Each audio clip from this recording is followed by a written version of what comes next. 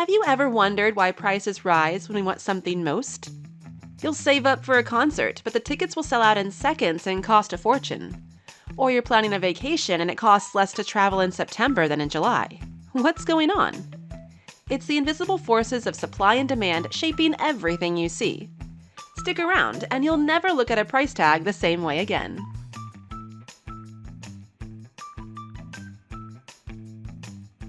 Supply and demand are the forces that shape nearly every price you see. Supply means how much of something is available. Demand is how much people want it. When demand goes up and supply stays the same, prices rise. When supply increases and demand drops, prices fall. We can see these forces at work wherever we look in the world around us. Take these two musical artists as an example. Our first musical artist is an international star. The demand for her concerts is legendary. When tickets went on pre-sale, 10 million people rushed to sign up, but only 1 million tickets were available. Because demand for tickets is high and supply is limited, she can charge a lot of money for each ticket. Our second musical artist is new to the scene. He advertises his latest show at a local venue, but demand for tickets is low. After a few weeks, there are still plenty of tickets left.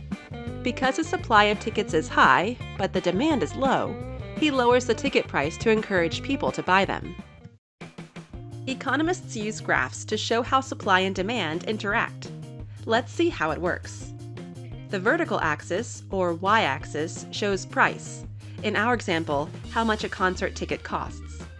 The horizontal axis, or x-axis, shows quantity, how many tickets are sold. Every point on this graph shows a combination of a price and a quantity. Now let's add the demand curve and the supply curve.